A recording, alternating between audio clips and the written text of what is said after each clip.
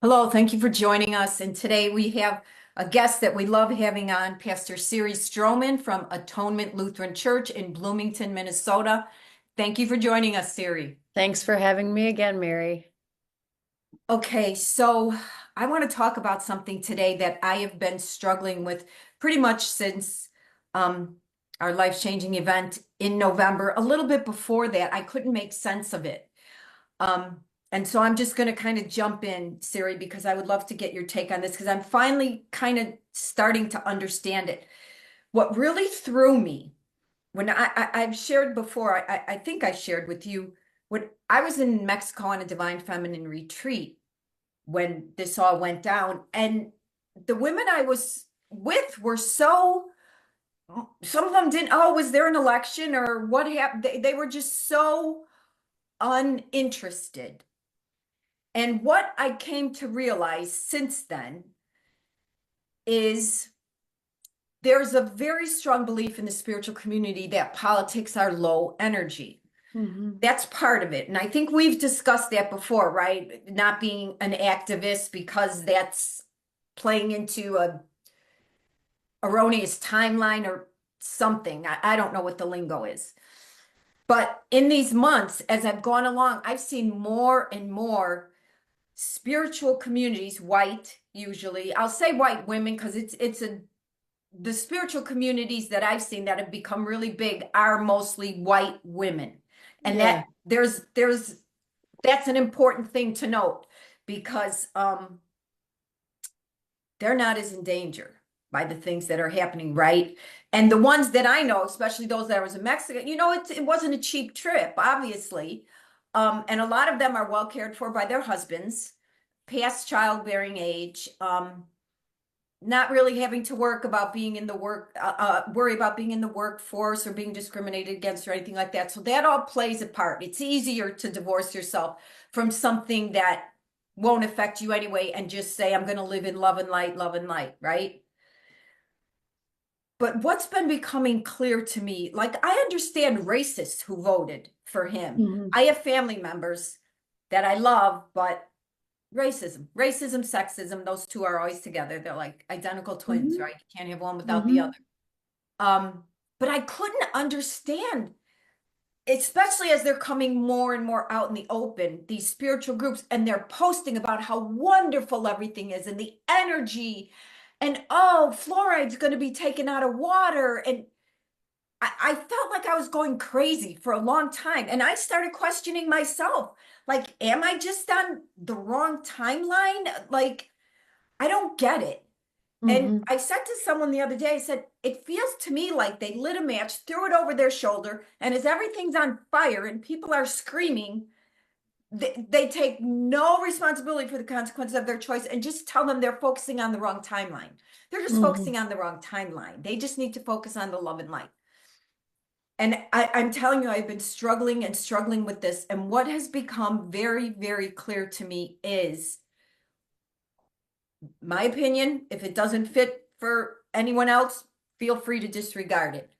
But this is a time for us to remember our sovereignty, Hmm. our own power within ourselves. And what I realized was happening in the spiritual community was the exact same programming that we have in religion.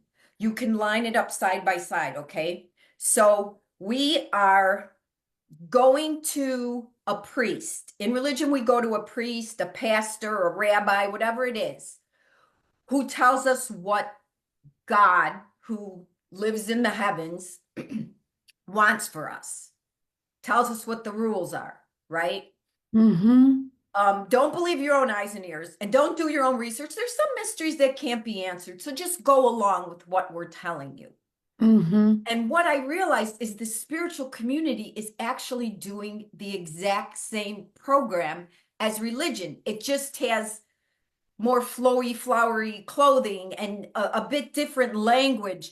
But what I saw happening for the past year was channelers. Oh my God, there's so many channelers now, which there's nothing wrong with that. We can all, but who are we channeling? Hmm. That's the question that I think nobody asked. Everyone just believed. Everyone's always channeling a group of angels or higher beings or people from past incarnations, Atlanta, Lemuria, whatever.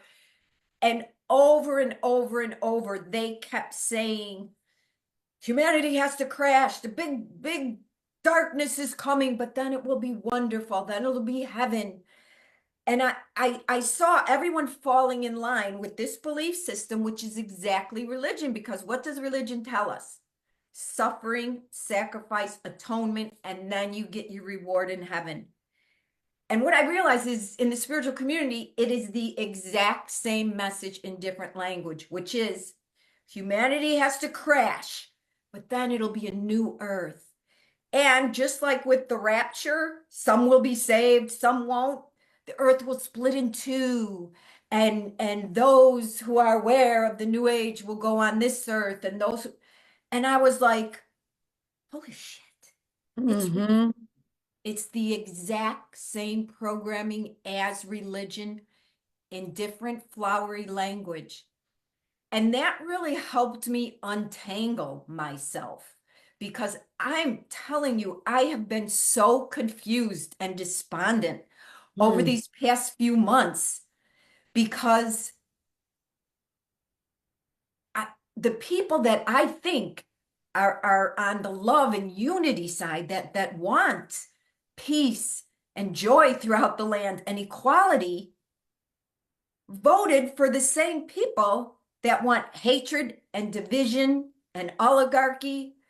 And I think it was played out beautifully, who's ever orchestrating this, because telling the spiritual community that politics is low vibration and to stay away from it, you don't use your brain, your critical thinking skills, or your own intuition, your own Mm-hmm. sovereignty, and your ability to make informed, intelligent, loving decisions.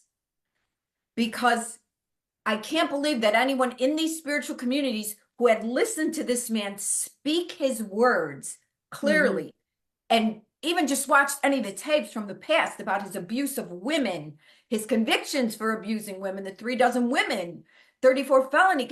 Anyone who knew him said this is not a good. All you have to do is listen. You don't even have to listen to anyone else.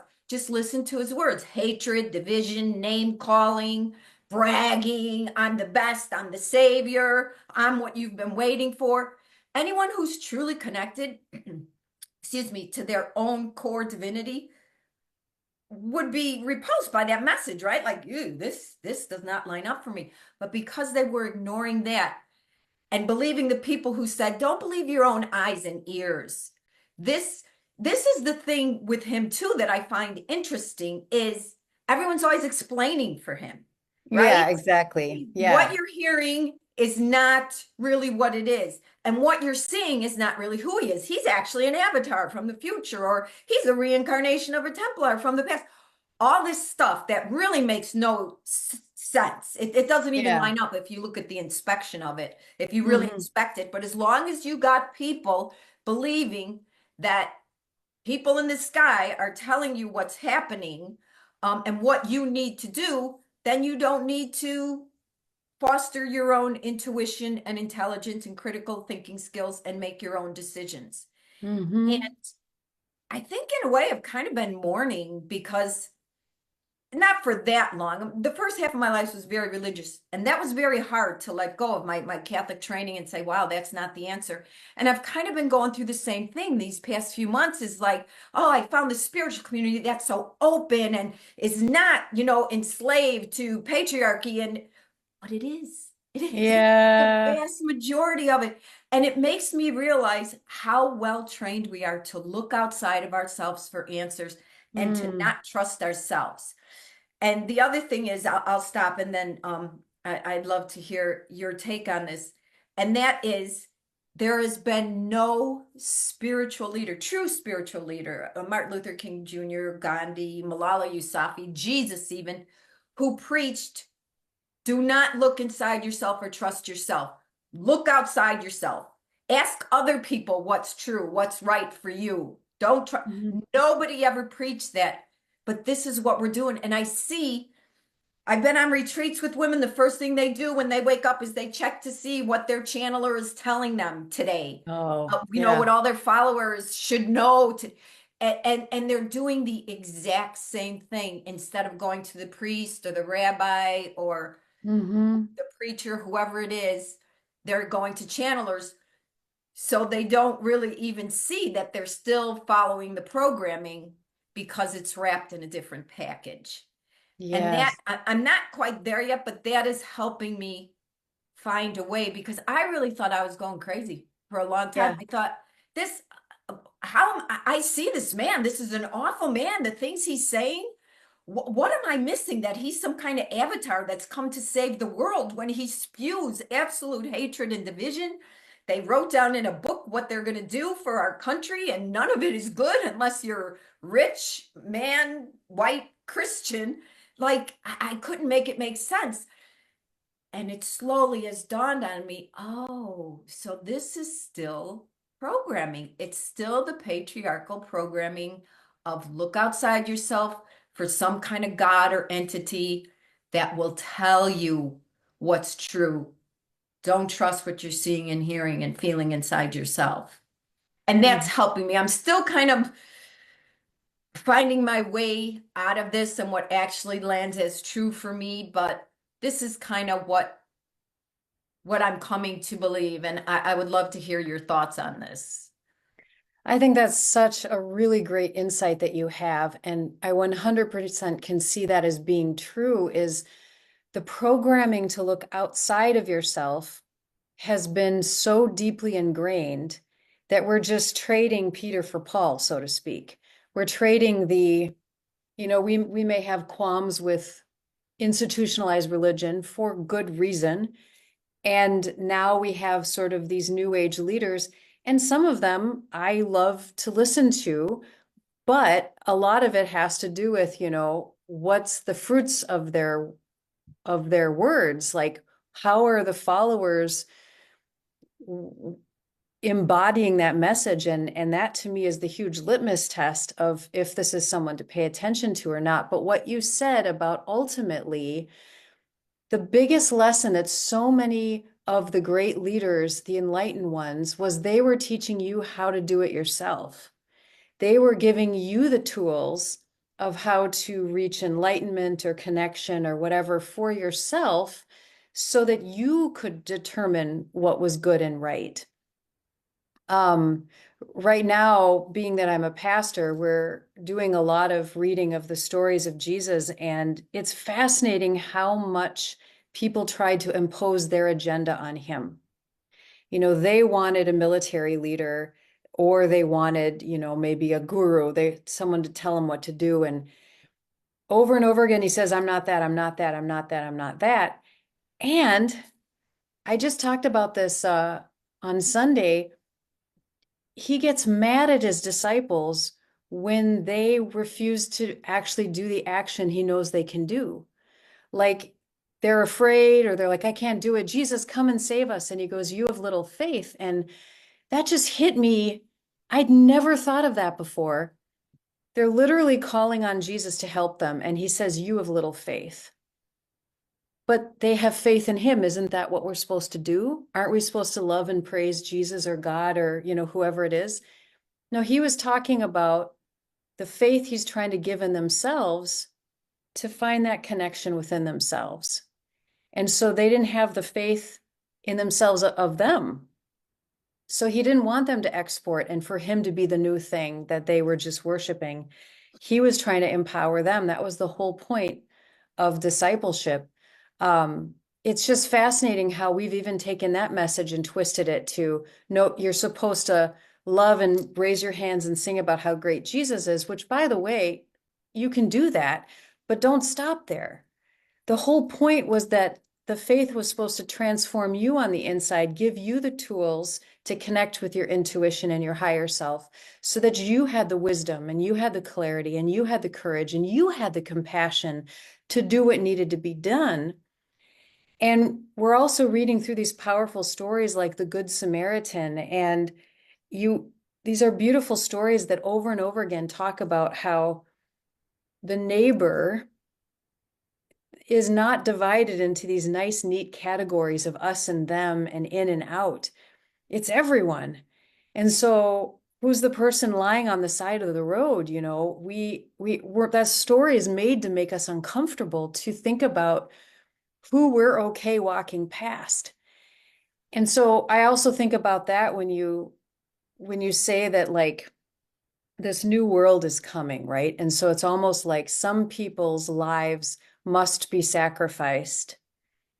We're not going to be there to do it ourselves, and we're just going to pretend we don't see it, right? But all these people are going to suffer in the wake of this final death throes of patriarchy or whatever you think it is. And we're just going to wait for it all to be done with. But at least in my tradition, that's absolutely not what we're called to do, nor does that make sense in the heart level.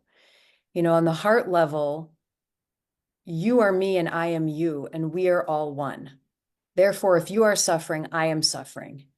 And I cannot hide away truly in my own little fancy house or wherever I am and ignore the suffering of the people who are crying out. And we do have people crying out right now. Mhm. And I know I'm speaking from my tradition, but I feel like there's a universality to it in other traditions that the power of our heart to inform us, the wisdom of the heart, of empathy and compassion, to hear the cries of somebody and for that to break our heart. There is a wisdom and a maturity to that. And when we close ourselves off to that in the name of religion, it's a spiritual bypassing that we're doing. Um, and we can couch it on all sorts of terms that sound fancy and that sound right. But at the end of the day, I believe we're there to love our neighbor. We're there to love ourself, honor ourself, and we're there to find our own connection to the divine.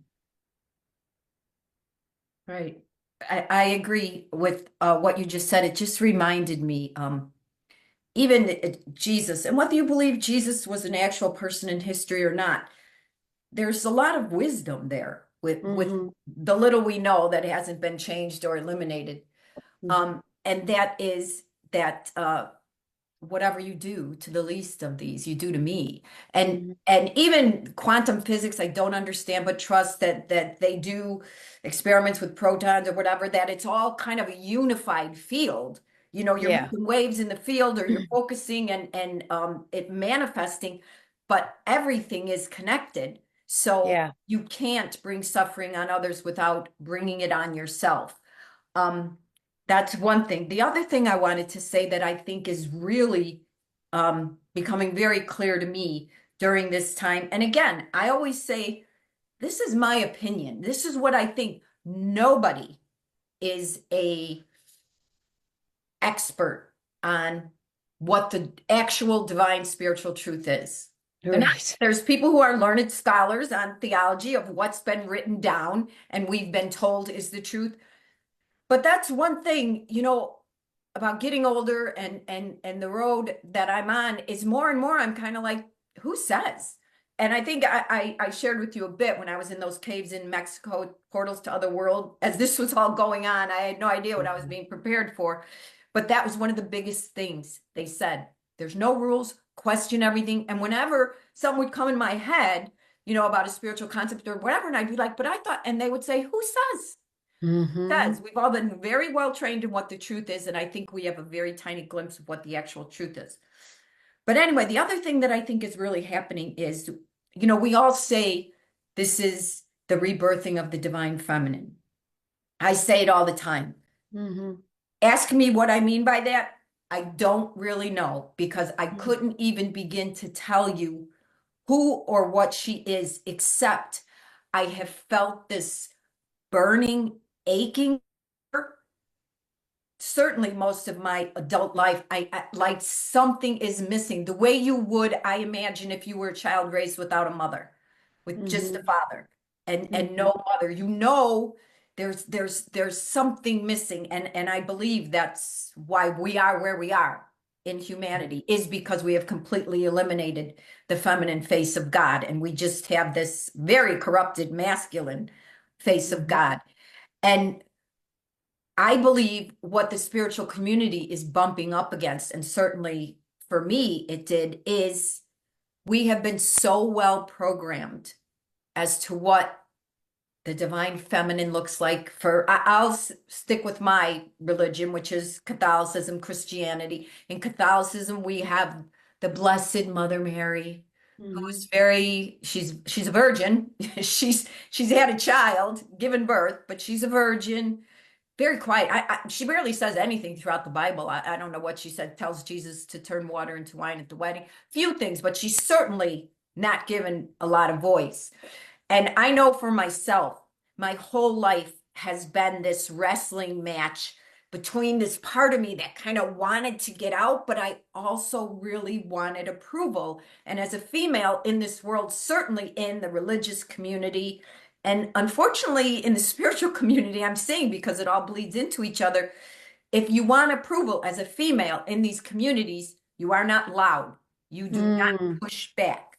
You Hmm. do not behave in ways that are unbecoming to a female, as we've been trained to believe.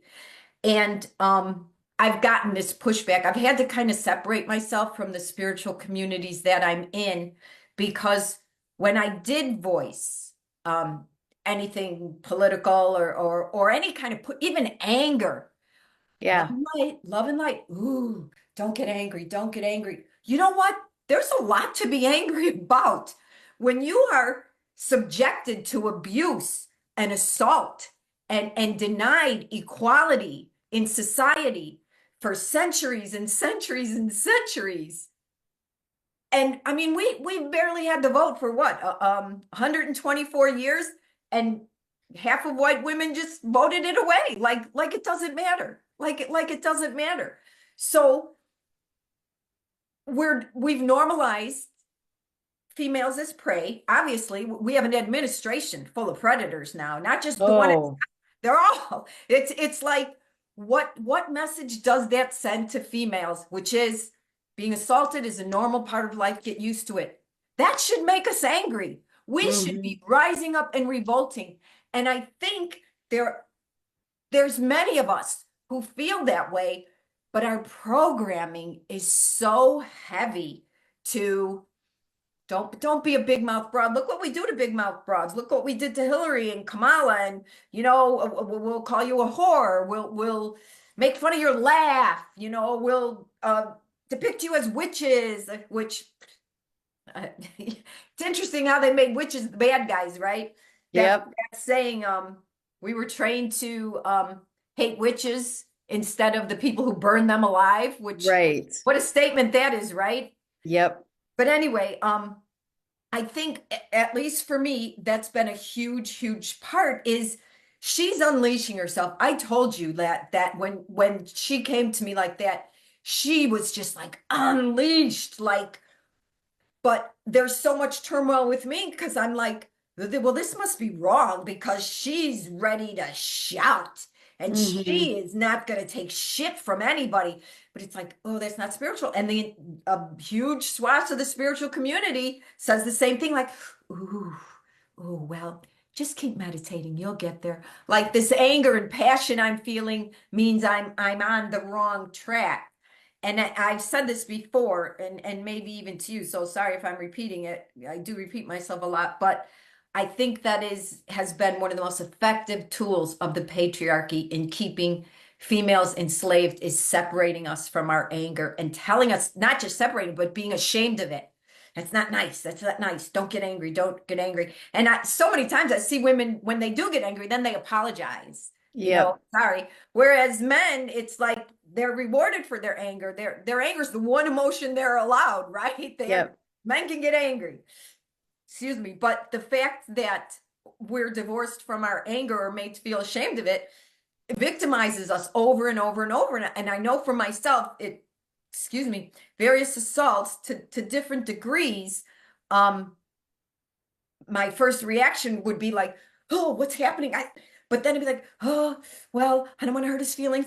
Maybe I'm missing, we doubt ourselves. And when the first, I mean, any animal, if you go after an animal, intrude on their boundaries, they come after you. You go after one of their kids, they come after you. But women are the only species on the planet that if you attack us, will go into our head and start deciding if it's appropriate for us to fight back in anger or not. I mean, it's astounding to me how well programmed we are to be obedient little servants for the rest of humanity who will get our reward in heaven for our lovely martyrdom. And I just want to say one last thing. I was watching a movie. I can't remember what it was with someone the other day, and it was Boyhood. And there were I always see things that I think that I could see the programming of women, but it made me think. I said to him, I said, there was something about Venus and Serena Williams, inarguably, the two best tennis players ever, right? These Mhm. girls are they're otherworldly. And they made a movie about them. And they named it after their father. And the whole movie was pretty much about their dad. And I said, hey, can you name me one sports movie about some GOAT? Michael Jordan got a 10-episode series. It wasn't about his mother. It wasn't named Right. after his mother. But this is the kind of stuff we're so well programmed.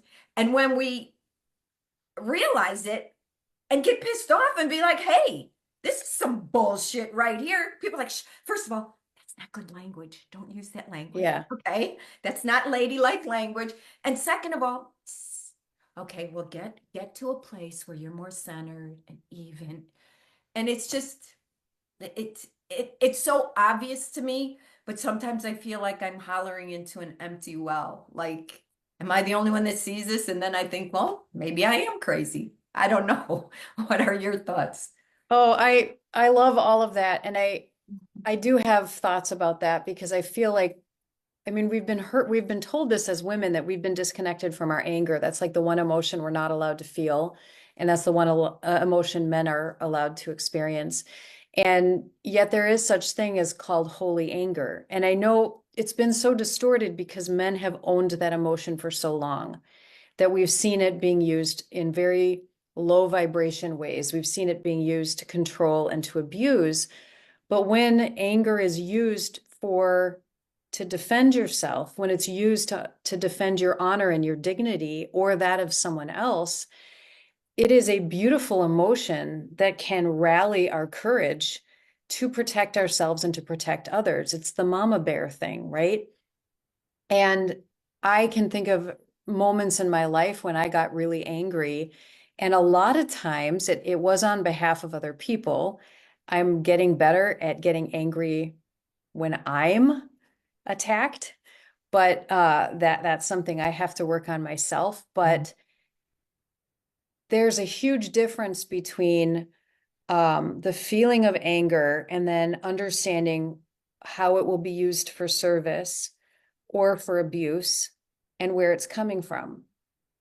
Not all anger is the same. You know, it's part of our understanding is to part of our work is to anytime an emotion comes up, instead of dividing into good or bad emotion, to discover where it's coming from, what part of us is needing attention. And that's where the work begins. And we get to decide then how to express it. And there's been a lot of unconscious anger that's been directed at women and at the world by men that, yeah, we could do a lot of work on that, but not all anger is the same. So that's something for us to really discover is like if somebody is attacking you and harming you, and they have absolutely no right to be pushing in on your boundaries like that, you have a right to be angry to defend yourself. And then anger too. I remember after my divorce, I just was feeling wells of anger coming up as I was kind of taking the cap off of my emotions. And I was just revisiting memories and thoughts and moments in which I clamped everything down for the good of peace, right?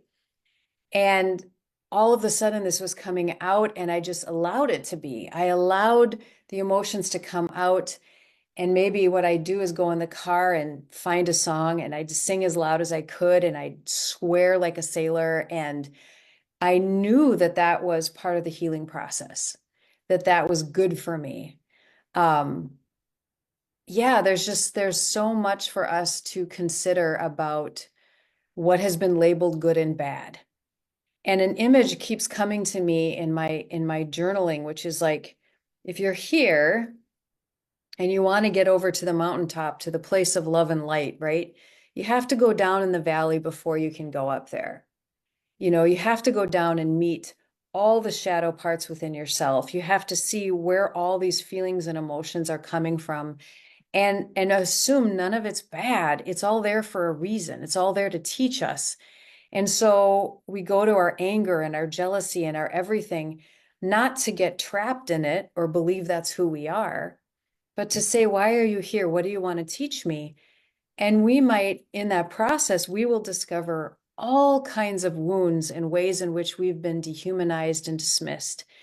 And in that process of learning, that's how we rise up. So it's not by going like this to only focus on good things. That's one way, but it's not going to help us to be more mature human beings. Um, I imagine a mature, full human being is someone who can hear and bear all manner of things, but because they've faced it within themselves and they've allowed it to be, they understand that wealth within themselves. Their reaction is one of genuine choice rather than compulsion. And I think right now we've been forced to react compulsively with anger's bad. I can't feel that. And we're also seeing men respond compulsively with anger because they don't know what else to do. So it's about the unconscious ways in which we're expressing our emotions rather than the emotions themselves. That makes a lot of sense. One of the other things that's becoming really clear to me is um, I remember the first time I would say, like I said, I speak of the feminine face of God, the divine feminine, all the time. Ask me to describe exactly what I'm talking about. I can't. Mm-hmm. I can't. I know that whenever I think of her, for me, it reminds me of, like you're cleaning out a drawer and you come across a picture of someone you love so much that maybe passed away or something. And you have that deep love and longing. That's kind of the feeling that I've always had of her. Like I'm trying to remember. I'm like I can feel it, but I can't Mm-hmm. really name or explain it. Mm-hmm. But the one thing that was really clear to me, the first time I would say I really experienced her personally was last spring, almost a year ago now, in that sacred ceremony I did when she kind of came through to me and kind of threw me. I don't mean threw me across the room. I mean like THROUGH threw me. But like the first feeling of her I got, I've said this before, so sorry if I'm repeating, but it was the feeling when you come across a small child doing something that's actually pretty simple, but they're doing it in the most difficult, convoluted way. And you're just kind of like, honey, let me help you. Let me show you. There's an easier way to do this. And that was kind of the energy that came up. And there were other women there, and she kind of was speaking to them through me, just like, stop doing this to yourselves. It's not Mm-hmm. necessary. It's not needed. It's hard to explain, but I do believe we are so well programmed in the earning mentality, in the suffering, sacrifice, atonement, then you get your reward mentality that we can't even really envision. Like I say this all the time, of course humanity needed to shift. I don't think any of us would say the world is right on track. Everything's going Right. smoothly. It's working great for the average person. We all knew things were building to a crescendo, like something had to happen. But what I found very sad, really, is that all these channelers, all these people, all these beings that were not once did any of them say yes. Time for humanity to shift. This is a predestined shift in humanity's evolution. And you get to choose. Do you Yeah. want to do it through love and unity? Or do you want to do it to the same old suffering, sacrifice, and atonement, and then you get your reward? Whereas the divine feminine was saying, you don't have to prove anything. You are worthy. Just choose love and joy. And I know so many people have pushed back in the times when I've ever brought this up and been like, well, it can't work like that. Too many people were too poisoned. How do you know? We have Mhm. never tried it. I feel like Atlantis, Lemuria, all those, if you believe in those ancient civilizations, Pompeii or whatever it was that were very advanced and destroyed, I believe we had the opportunity. We were at the same precipice. And it was like, are you going to choose Mhm. the love and joy route this time? Or are you going to do the really hard, the way you've been programmed?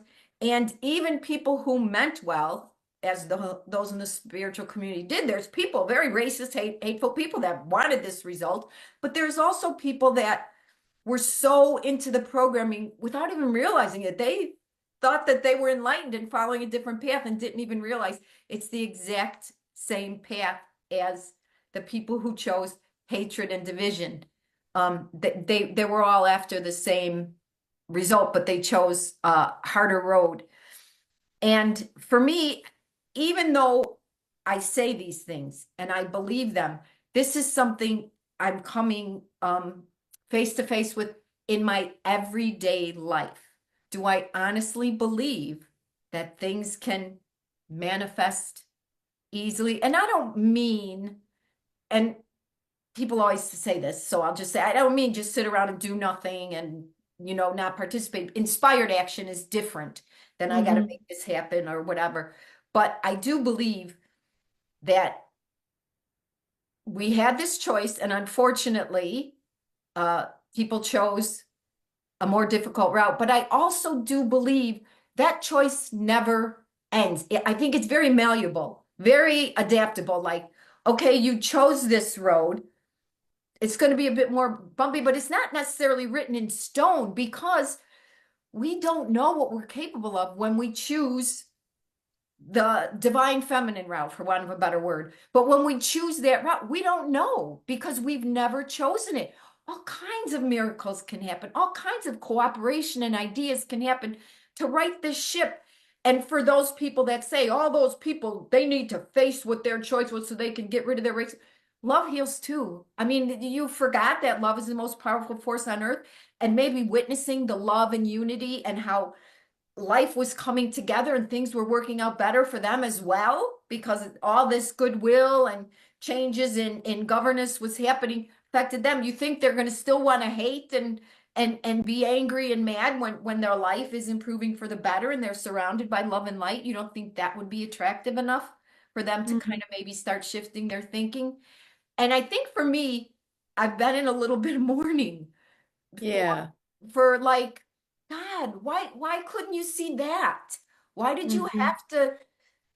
And I get really mad, to be honest, because of that programming of these channelers and these beings, and nobody stopped to say, well, who are you actually channeling? And do Mhm. they have humanity's best interests at heart? Or is it just a deeper part of yourself you're channeling that's completely enmeshed in the programming, but found a different way to verbalize it, you know? Yeah. Yeah. No, that's really interesting. And again,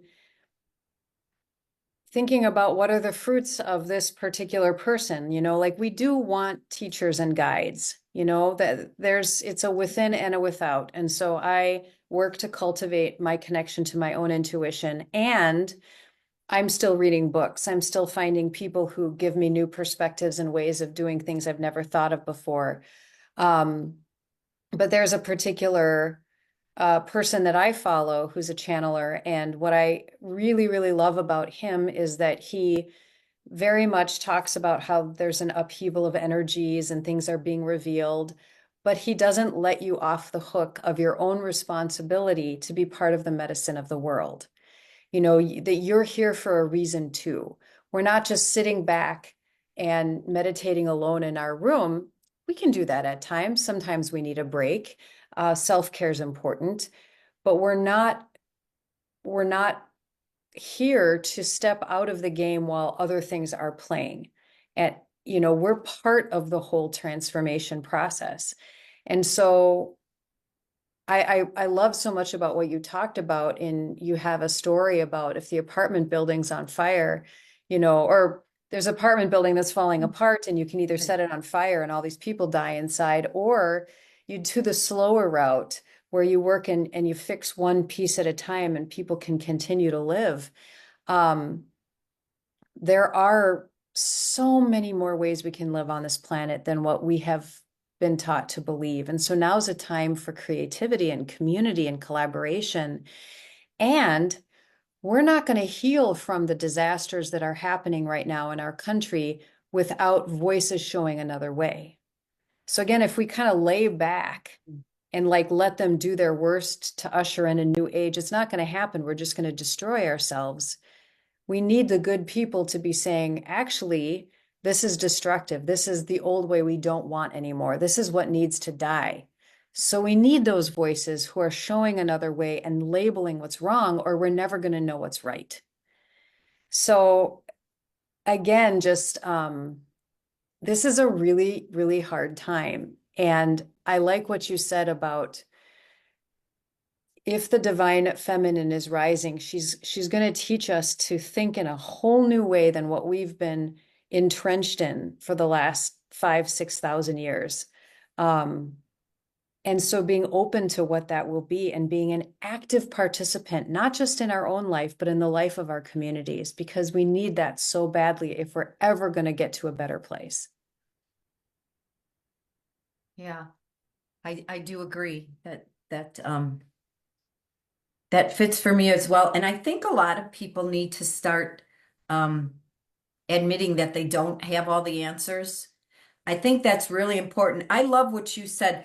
This is what I found too. And I'm not struggling with this as much as I was before. I was kind of on this tightrope, trying to still be who I thought I was supposed to be as a spiritual person. But then this other part of me that was kind of like firing up and being like, this is insane. Why this is not right. This is not good. And I don't know if you've heard of Tosha Silver. I Mm-mm. love her. She's got phenomenal books. She's a bit under the radar. I mean, she's fairly popular, but she's not as huge as some of these people. And in the run up to the election, she started voicing on Facebook, her feelings. And she said, last time I did not because I wanted to play it safe. And I think this is the most astounding thing to me is if you consider yourself a spiritual leader and you hear someone spewing complete hatred and you could they're talking about what their plans are for humanity and they include a lot of suffering for a lot of people and Mm-hmm. they're calling names and they're pitting people against each other and humiliating people and talking about how they're going to get revenge on other people. Don't you have an obligation to say this is not love and light? Mm-hmm. This is the thing that I think I still sometimes am astounded by is the vast difference between these two. You have this experienced woman. I was lucky enough to go to one of the rallies and the joy and love flowing through that room, it packed to the rafters.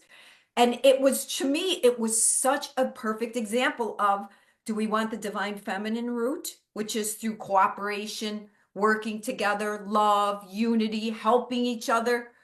Or do we want the, uh, not perverted, it is perverted, but I don't mean in a sexual way, masculine energy that has to smash everything to the ground and show their might before we can rebuild? And we couldn't we couldn't see this part. And I think that's what's turned me off to the spiritual community more than anything is that these leaders, just like the media did, but we understand why they did it, right? Because it's Mm-hmm. money and who controls the media and all that. I get that part. I don't necessarily respect it or hold it in any kind of high esteem, but I understand why the media was still playing both sides against the middle because they know. But in a spiritual community, if you're looked at as a spiritual leader and you can see someone who wants the absolute destruction of humanity and spews hatred and division and evil, and you still feel a need to say, well, who knows? Even astrologists, I saw so many astrologists that would be like, well, it could be. I could see how good things could happen here. What is the point of Mm-hmm. you leading anything if you don't have the courage to call a spade for want of a better term, to call evil evil, to call darkness what it is, and to feel a need to uh, be whatever it is, fair or whatever. That didn't make sense to me, aside from the people that I saw that um, openly supported him because the fall needed to happen and he was part of the fall. And it's Yeah. interesting because I also saw them latch on to the one thing the same way that the Christian right latched on to abortion, as they were blind to everything else. They're going to get rid of Yep. abortion. So, and I saw the spiritual community, I kept seeing over and over that they're going to take fluoride out of the water. Okay, well, the rest of the water is going to be poisoned. They're going to cut down the trees. They've gotten rid of the National Park Service and the EPA, but it's very hard to make sense of any of this. And I think that's why I still, maybe I do still have a bit of resentment toward leaders in the spiritual community for not having the courage to say, hey, you can look this up for yourself. Go listen to some of his talks and see if that sounds like someone coming from love and unity that's going to bring um, humanity to the next evolution of love Yeah. or whatever. It feels very ungrounded. It feels like, if you go and you go to community leaders who are working with the immigrant community, if you go sit down with, you know, people in the queer community, if you just actually get with people who are the most likely to be harmed by what's happening, it grounds you really fast that these are communities you cannot ignore. They are our neighbors, they're our family, they are our friends, they're in our churches, and we are a community. We are a we. And to me, it's a complete like dingleberry floating in the universe to be so focused on things that really don't matter to so many people. They don't, I know some people might believe fluoride's bad in some way, but there are so many more practical things that are going to affect people on a process. And you just need to use some common sense to realize that taking away rights from trans people and then women and then immigrants, and then it's a slippery slide that's going to bring us all into like a form of slavery. And that is real. And that is scary for a lot of people. And it's been blatantly said, right? So I mean, I think a lot of people, I've heard this criticism for a while that it can be very easy in the spiritual community to be so focused on sort of ethereal things, and it doesn't feel spiritual to just work with the homeless and get yourself a little dirty and, listen to hard stories and that kind of daily grind stuff of helping the everyday person. It's hard work. Um, so I think for anyone who's listened this far and is watching this far, it's a really, really tough time for all of us to figure out what to do and where to be. But to me, love is the biggest guiding thing. And compassion is the number one thing. I don't care how smart you are. I don't care how successful you are. I don't care whatever. How you think about a person who looks and believes differently, how you treat them and how you know, want to help them or not says everything I need to know about whether I should trust you or not. Um, and developing our compassion, moving into the heart center, to me is the number one most important thing, above anything else. That's actually a really, really good point. And that's what I think bothers me the most. It's so void of compassion. And I said to one woman one time, like, so many people are going to suffer though. And Yeah. she was like, oh, well, they signed up for this. So, they kind of cover that in the spiritual community. Like we all have these um, life plans before we incarnate. And those people signed up to be the people who suffer now. So it's like, oh my God, I don't even know how to relate to that kind of disconnect and burying your head in the sand. But the other thing I want to say too is So the first half of my life was super religious, Catholicism, ate, drank, and slept it. And then this last half has been more kind of just following my own path, spirituality. But I can tell you without any question that on both paths at different time, something huge was happening and humanity was ending and they were about to have a shift and either Jesus was returning if you were religious or like now earth is splitting and humanity is and maybe that will happen this time. I mean, we're certainly going through a shift. We know that. I mean, you can't even deny that what's happening um, on the surface that you can see with your eyes and ears. We're definitely going through a shift, but they're like I see them the posts, the ones that isn't it wonderful? Can you feel the energy and oh, everything is so love and light, love and I just I have such a hard time um wrapping my head around that. And maybe all these wonderful things will happen. Maybe aliens, a lot of them are aliens are going to come down. This is going to happen. That's going to happen.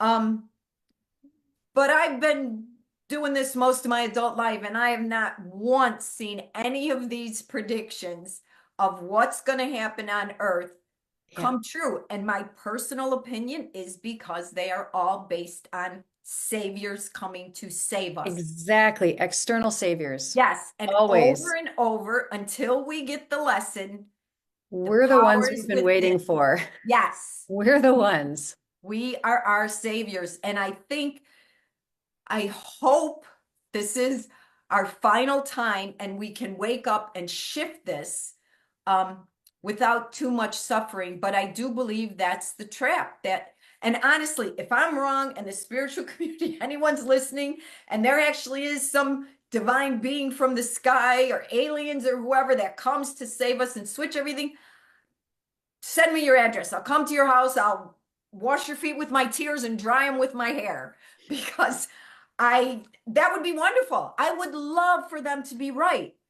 But like I said, I've been on these since I was a little girl. I've always been drawn towards spiritual matters. First half was religion, afterward, and not once. And I was all in the 90s. Mary was everywhere. Mary's appearances and she's holding back Jesus's hand before he punishes humanity. You have to find your way. You have to say a rosary. You got to, it was all fear, get in line, get in line, get in line, right?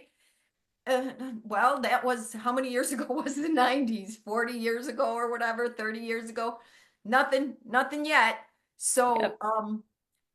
my feeling is if you're waiting for some huge event to come save you. And I know the spiritual community is like, oh, there's going to be darkness. There may be darkness. Canada may shut off our power. So, that may come true, but it doesn't necessarily mean it's because it's spiritual. This is the other thing is everyone wants to blame God for their choices, right? They Mm. crucified Jesus and said it was God's will. Not that, hey, we didn't like that guy talking about love and unity. We wanted someone to come and kick ass. So we killed him, but it wasn't us. It was God's will. And it's kind of the same thing here, right? We voted for this guy. Yes, people are going to suffer, but it's God's will. And, we really need to knock it off and we need to stop blaming God for everything. I was once in business partners with, and really good friends with a woman years ago, um, who would always say to me, Spirit wants me to tell you this. And then she would just rip me limb from limb. I mean, just character Wow. assassination, right? But it was from Spirit. It was Spirit telling her to tell me that for my own good. So I think it's really humanity's asking, are you ready to grow up? Are you ready to Yeah. stop blaming everything on everyone else and looking for a savior in the sky when every master, enlightened person has told you, I don't like the word master, every enlightened person over and over has told you it's inside you. It's inside you. You have all the power inside you. Stop looking to outside sources. And I really hope we're finally there, Siri. I really hope we are. So Yeah. that's what I got. So I would love to hear any closing thoughts that you have. And then before we go, please tell everyone how they can get in touch with you. Sure. I just want to emphasize what you said is that over and over again, we've been directed to find the power within, that we're the ones we've been waiting for. And over again, we want the Savior to come externally. And there's a growing up that we need to do. I mean, we're so good in America about talking about pulling ourselves up by our bootstraps and sort of these things that aren't real.